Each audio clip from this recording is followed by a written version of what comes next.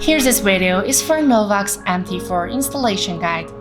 First, open Novox official website.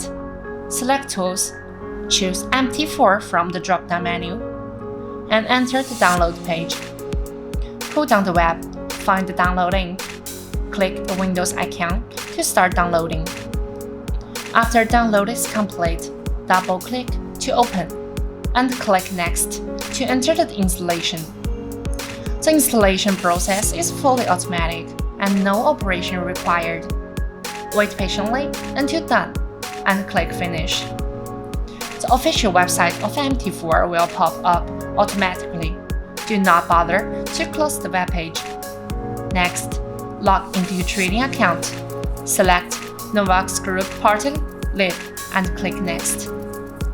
Choose to use an existing trading account and type your account number and password. If you forget the account number or password, you can find it in your mailbox.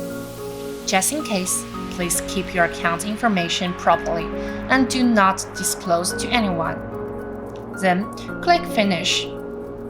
If you see your trading account in the upper left corner, it means that you have successfully logged in, and then you are free to trade. Thanks for your watching.